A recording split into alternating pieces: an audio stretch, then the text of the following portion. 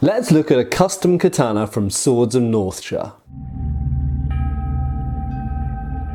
Hey folks, Matt Easton here, Schola Gladiatoria. Now, regular viewers of the channel will have seen this sword featured a number of times already on the channel, and it was sent to me by Swords of Northshire and is one of their custom sort of build your own katana options. Now, a couple of things I need to say right up at the front of this. So first of all, this was sent to me as a review sword. So if you think that makes me biased in my review or whatever else, then just be aware of that, okay? I'm not being paid for this review or anything like that, but this was a free sample, so I haven't paid for it with my own money. That being said, I think you all know on my channel I'm pretty frank with my reviews, and there are lots of positive things to say about this sword and a couple of constructive criticisms as well. So those are all going to be thrown in.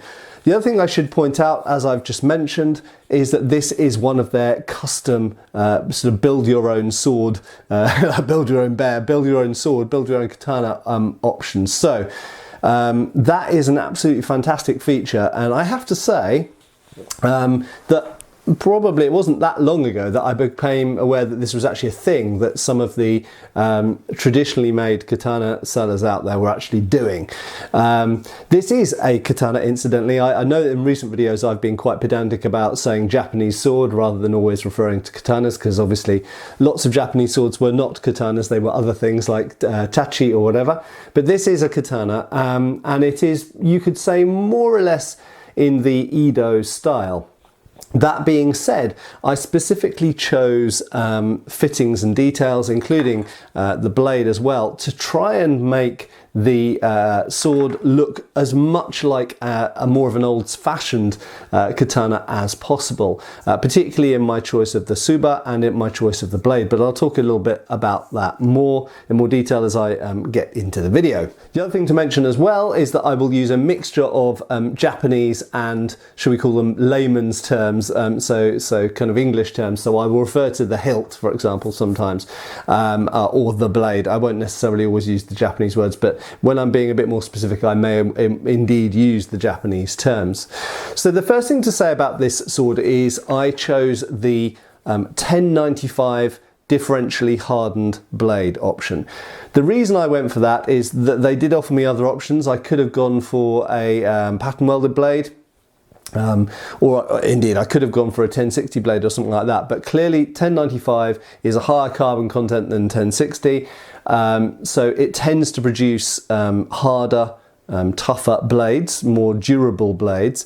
And if you're going to do heavy cutting, and I am going to do some heavy cutting with this, if you're going to do heavy cutting, you really want to be, as much as possible, ensuring the strength and integrity of your blade.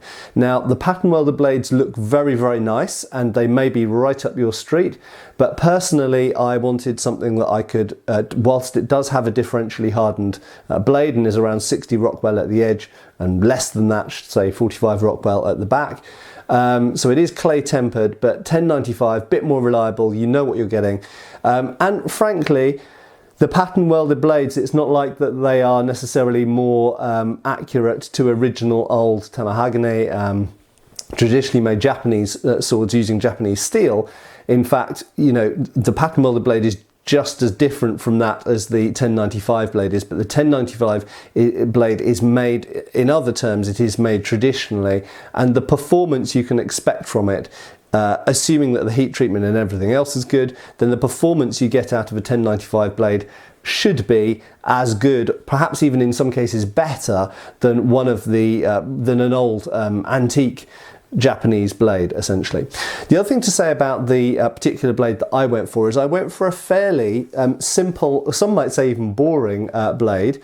We'll have a look at the Hamon line in a minute, the pattern, but the blade itself has no bohi, it has no fullers, therefore no grooves, it has no detailing.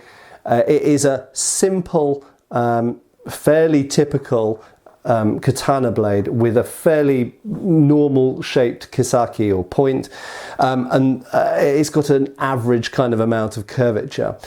So the fact is that this kind of represents a lot of old katanas that are out there, okay? So I wanted this to almost look like a fairly acceptable, generic, old world katana blade that you might encounter in the 16th, 17th, 18th, 19th centuries. And I think I kind of got that. And I think they kind of achieved that.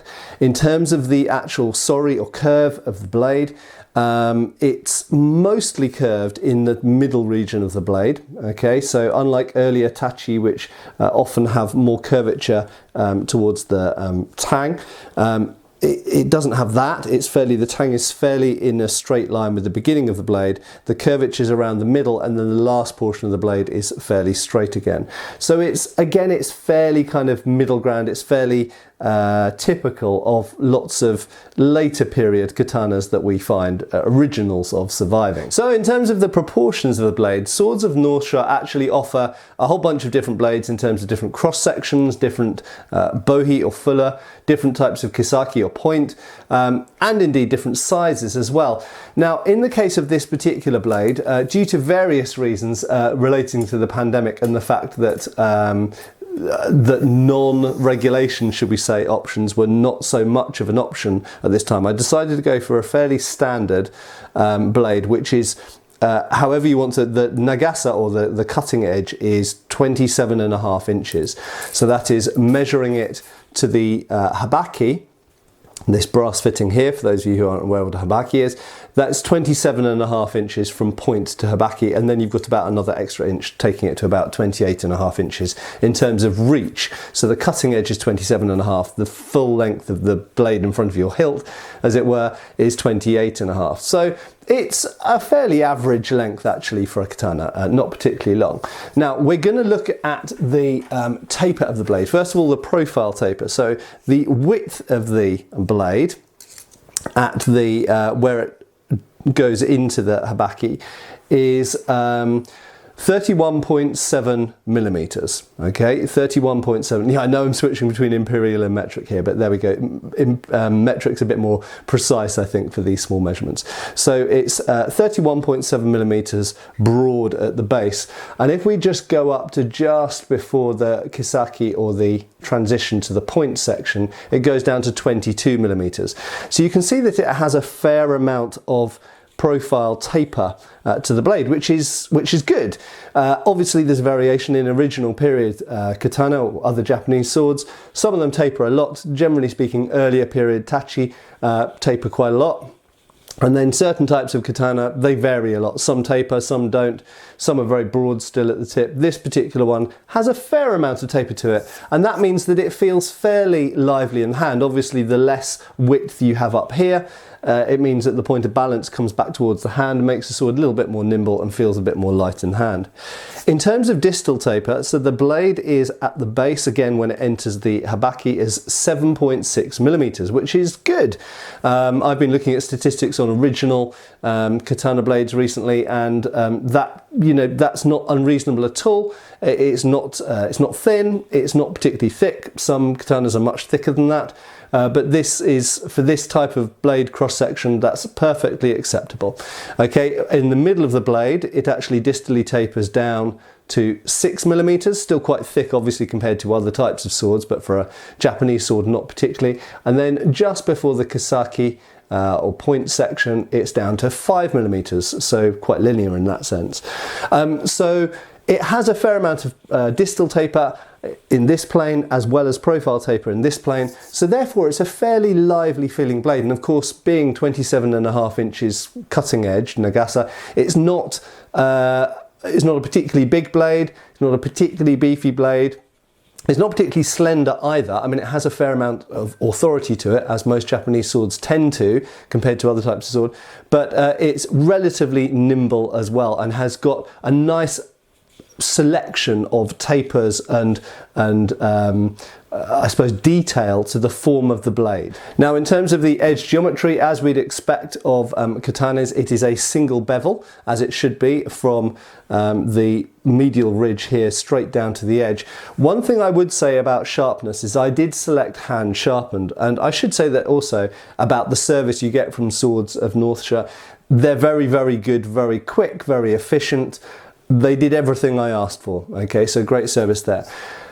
The only thing I would say is slightly about the sharpness. It is not very sharp. So it comes to a fine edge, but it doesn't have that bite of a really what you'd want from a sword ready to go out and start cutting with. Now, when I come to test this, I am going to test it with the factory edge. I am not going to sharpen it anymore. I'm not going to touch the blade. I'm not going to do anything to it. It is, as I say, a very fine edge, and it will cut, I'm certain of that. But it just lacks that bit of bite that I would want from a blade that I've asked to be hand sharpened. At that point you might be wondering, is this paper cutting sharp? I suspect not, but I haven't actually tried it on paper yet, so let's give it a go. Well, it actually is. There we go. So long as you draw with it, that's actually not so bad at all, is it? There we go. So it cuts paper better than I would have anticipated. Not fantastically, you can see it's snagging there. So long as you draw with it, then it does cut. So I think it will cut well enough, but I'd like it just a little bit sharper if possible. But nevertheless, a very well formed edge, very tidy, very regular. Looking along the blade, there are no ripples or anything like that to speak of. Looking along the edge, perfectly straight in that direction. So very well formed. Now, in terms of the form, shape and definition of the Kasaki, what I would say is that it's a little bit smooth, should we say, and rounded.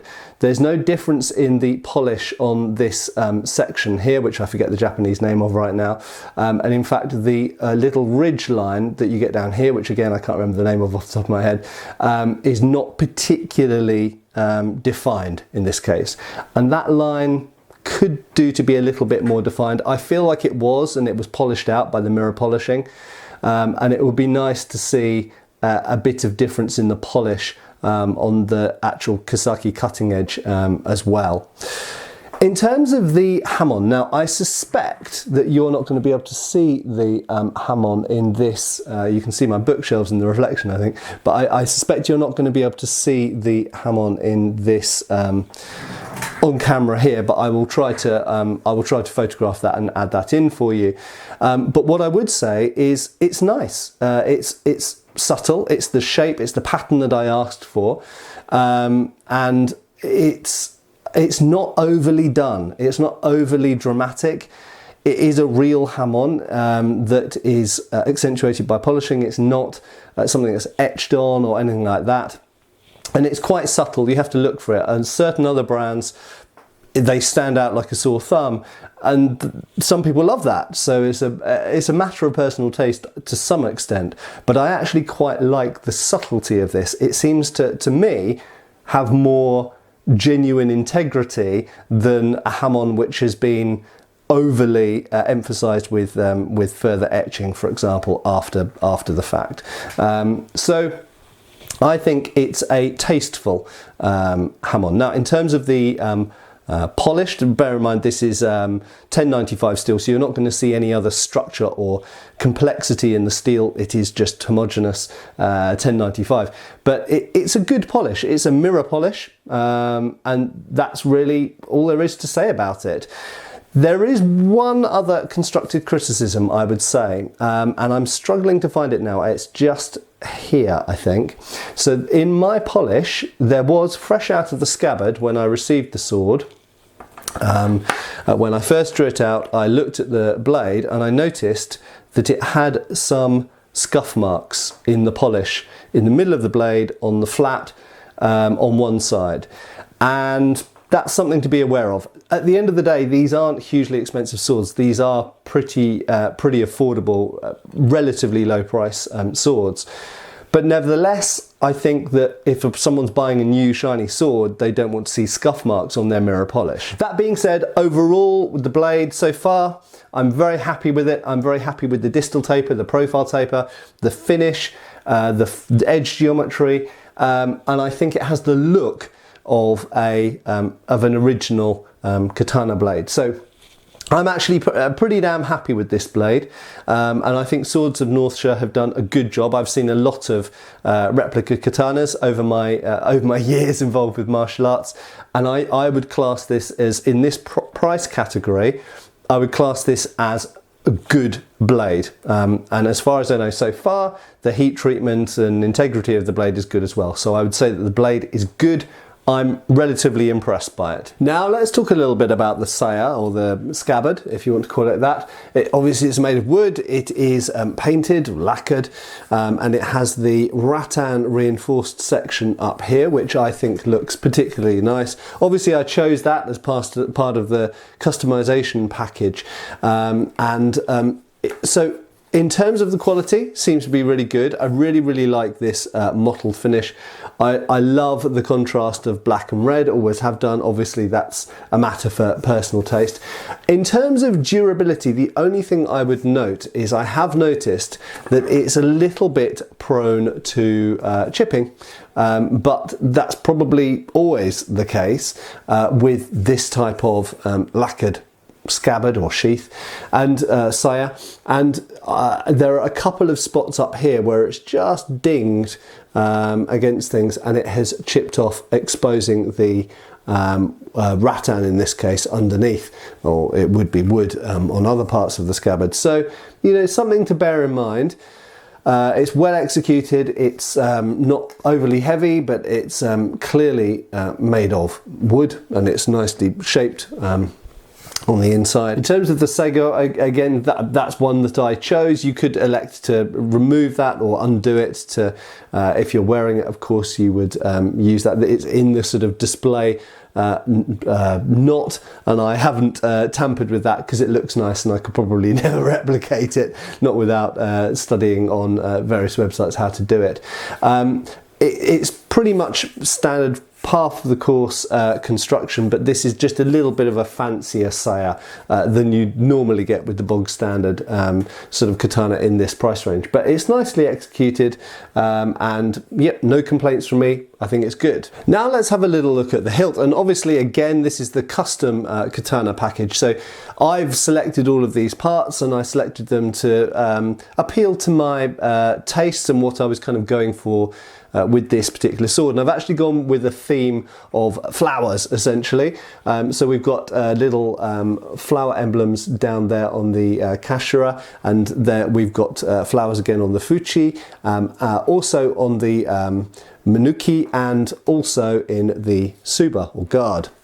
Now, let's break down these parts. I think the first thing I'm going to talk about is the suba. So the suba, as you can see, is a plain black disc with perforations in the shape of flowers. I'm not really sure what type of flower they are. Pansies or something? I'm not sure. Something like that. Essentially what I wanted to choose again was a design that looked like it could have fitted within the 16th century. And so I did a little bit of research into suba, original period suba, and I found that certainly in that period most suba were iron. And in some cases blackened. They were sometimes treated and decorated, but generally speaking they were quite simple. This, as I've spoken about in a previous video, is 7.5 centimeters across. In fact, in the 16th century it seems to be a little bit more typical for them to be a bit bigger than that, more like 8.5 centimeters perhaps on average. But nevertheless it is perforated steel, I suspect, rather than iron. The original ones would have been forged iron, whereas this is clearly being cut, probably laser cut or something like that. So it's the perforations through are much more crisp and precise than necessarily you would find in the hand forged ones. So it does have a somewhat more modern look than most of the 16th century ones.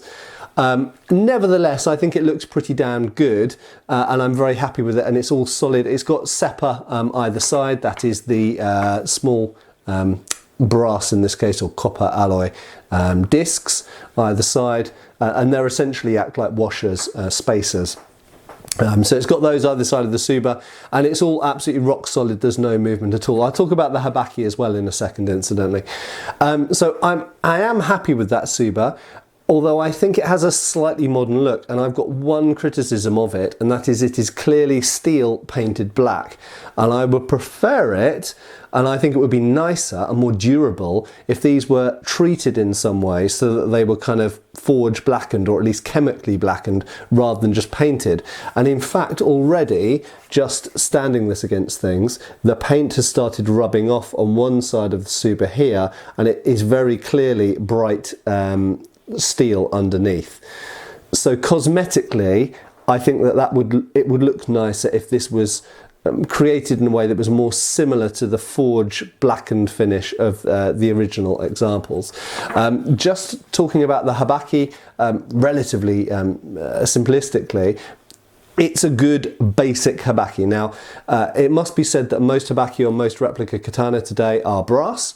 Historically, they would have been copper or silver more often, but most modern ones are brass. So this is pretty much a standard, fairly boring Hibaki. It would be nice if the Hibaki was copper rather than brass, or indeed silver, but it would be nice if it was copper. I think it would give it a classier look. I would say that for the Seppa as well, to some degree as well. But what I will say about Hibaki is it's not thin or flimsy. It's got a fair amount of thickness to it, and it fits very well to the cross section of the blade. And bear in mind that they do have standard Hibaki. They have a few different models you can choose from, but these do have to fit on various different blades. So they're never going to be individually made for that blade, I don't think. They'll just simply go over here and get the blade you've chosen, and they'll go over there and get the Hibaki you've chosen. So there will always be a little bit of a gap, and I can get my fingernail between the Hibaki and the blade on one side more than the other. The other side's actually a tighter fit. So there is a little bit of gap, which obviously on a much more expensive katana, the Hibaki would be made to fit very snugly to the blade. But what I would say is it is a thick, pretty good quality Hibaki. I don't have any issues whatsoever about the kind of structural integrity or quality of that Hibaki. And as I say, it's all absolutely solid and tight. There's no vibrations, no movement or anything like that. Now, speaking about the grip, we have a cotton Ito grip, which I'll talk about a bit more in a second, and we have a partial Samagawa or ray skin wrap underneath, which is genuine ray skin, as I am taken to understand, and it looks good. It's got fairly good nodule size on it. They're not massive nodules, but they're a reasonable size, and it looks nice, it looks crisp, it looks well done, it looks tight. There's no movement in the grip, and very importantly, so from my friend Matthew Jensen, who's far more specialised on Japanese swords than I am. In fact, he is specialised on Japanese swords.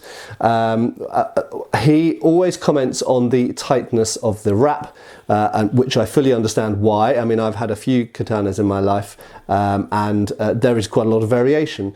And what I would say is the Swords of Northshire Ito is pretty tight.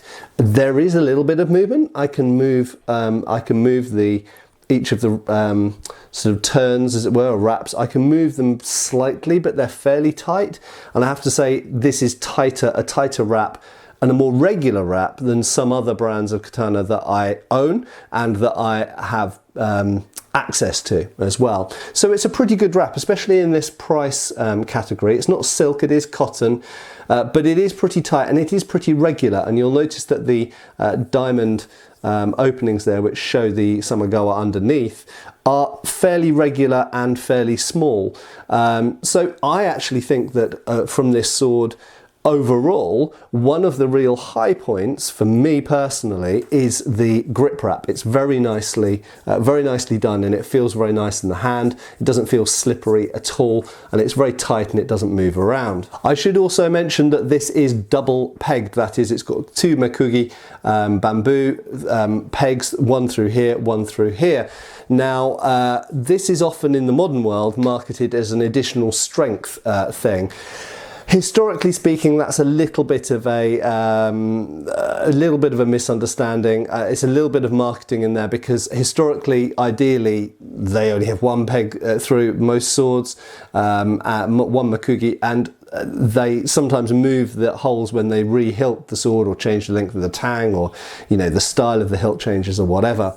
and usually they have one of these pins through. Having two pins is perhaps a modern, I won't say it's purely modern because you do get it on some historical examples, but it's mostly a modern perception of safety, but also partly because these bamboo Makugi pegs essentially are not as strong and not as tough as the original examples, which I believe were fire hardened, fire toughened, and especially chosen.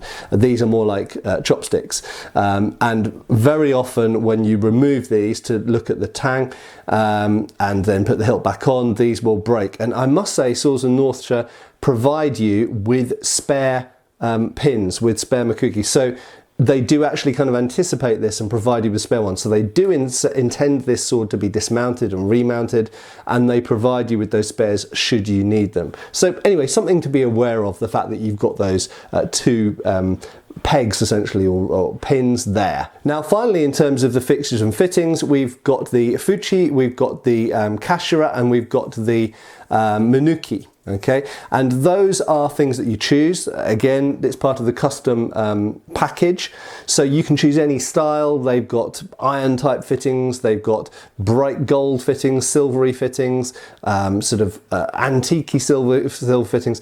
I actually went for things unusually for me, which were fairly gaudy, because I decided to go with this flower theme. So I've gone for mountings which actually have silver and gold flowers on, and so do the minuki as well. And notice that they are placed such that a right-handed person, they are in the palm of your hand, not under your fingers. Okay, I know that different manufacturers tend to put them at different heights on each side, but in the case of Swords of Northshire, certainly in the case of this build, they have put them so that it is inside the palm of the hand, and they don't feel, the minuki don't at all get in the way. They're not uncomfortable or anything like that. Now, another bit of constructive criticism here, and this relates to the fuchi and the kashira. So the first one is, a common problem with these kashira are that they come detached. Okay, so they're essentially bound in via this slot here to the ito. So the ito holds them in, but most modern replica katanas, they also stick some epoxy or some other form of glue underneath there. And I have to say that through swinging this around and through use, mine has come detached. Okay, so I can see the glue under there, and I can see that the glue is no longer holding that in place. So it is purely held there by the ito, and it has come loose, which unfortunately is quite an annoyance and quite a minor point. So this is not an unusual thing, and I have to say, to a certain extent, whichever manufacturer you go to in this price range for Japanese style swords, this is very liable to happen. And certainly a lot of people I know that train a lot with Japanese swords and cut a lot, do cutting tatami mats, or whether they do iaido or things like this. This is a very, very common problem with Japanese swords that have this kashira at the end. It does come detached, and it can pull some of the ito with it. So that's annoying. I will probably pump some glue under there and attempt to glue it down at some point. But that's something to be aware of. Also, in terms of the fuchi, there is a criticism here. Now, that is that everything on this sword is tight and solid, except for that now, and except for the fuchi. It has a very slight lateral movement. So if I hold the sword like this, I can very slightly move it from left to right. Now, it's a small thing, and indeed, if you look at original old antique Japanese swords, that will sometimes be the case due to age, because the ito has got worn down and shrunk, or even the wood core of the grip has shrunk, or the samagawa has worn away, or whatever. It can be due to numerous reasons, but the fact is this is a brand new sword, so it's somewhat annoying. That's probably the prime annoyance, the fact that the kashira has come detached. But the second annoyance is the fact that this fuchi, brand new out of the box, had a bit of movement in it, which frankly is a bit disappointing, because you'd expect that to be tight. I would also say It has a bit of a lip on it, and people who are regularly drawing and sheathing a katana in their Budo training, if they're doing Iaido or Kenjutsu, whatever, that is a little bit of a lip. Now, funnily enough, it's not a problem at the front. At the front, it actually fits quite well with the Ito. There's no real kind of ledge there between the Ito and the front of the Fuchi, but at the back there really is a ledge, and actually in some ways I don't know whether it's going to be worse at the back or the front. It'd be worse if it was at the front, the way that I grip the sword, but it's not good that it's there anyway. So I feel that there are some issues with fitting between the Fuchi and the Ito, and there's definitely some issues of durability at the Kashira end. So those negative points noted, and I hope that that assures you that I am pretty much impartial in my reviews, and I do mention any negatives that I think are there. Do I think that this is a good sword for the price? Yes, I do actually. I've seen in my life, I've seen quite a lot of katanas in this price range, and I think that at this price point, this is a good package. I think the fact that you can choose lots of the elements, so you can really make it yours, you can make it individual and make it different, I think that appeals to a lot of people. It appeals to me, and I think it will appeal to a lot of other people out there.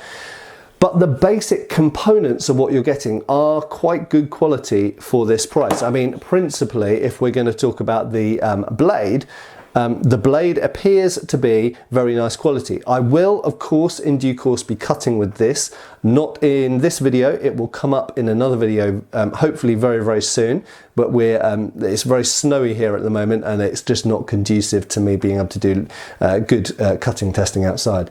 But I have every reason to believe that this blade should stand up well, and I know plenty of other people have reviewed swords from Swords of Northshire, and they have been pretty durable, pretty good edge hardness, pretty good edge durability, don't bend too easy and that kind of stuff. So I'm happy with the quality of the blade. I like the finish on it. It's not quite as sharp as I would like, but I like basically everything else about the blade. Most of the hilt, I think, looks very good and is well finished, and has got a good expensive look to it. I'm happy with it, particularly the Ito, and the Samigawa underneath looks perfectly good as well, but the grip in particular is really, really nice on this. I'm a little bit disappointed by the Tsuba and the paint on the Tsuba coming off so easily. I think it would be, if it was chemically blackened, that would be better, because it wouldn't come off so easily as paint. And I'm most disappointed by the Kashira and the Fuchi. I think that they don't fit particularly well on the sword. They're not particularly, in fact, they're not secure. They're both now moving and loose, which is not good on basically a brand new sword. But there we go. Make of that what you may. Obviously there is a link below to Swords of Northshire where you can look at their other products. And the other thing that I just want to reiterate, I mentioned it earlier, but I want to reiterate, is that Swords of Northshire have really given great service, and they have a reputation for good service. And if people aren't satisfied with what they get, then they make good on it and they sort that out. So they really, really prioritize customer interactions and customer service, which is a great thing, because not everything is going to be perfect every time. So knowing that you've got that sort of reliability and safety net there is a great thing. So Swords of Northshire, hopefully in the future I will be looking at some more of their products, but for now this is my custom Matt Easton katana.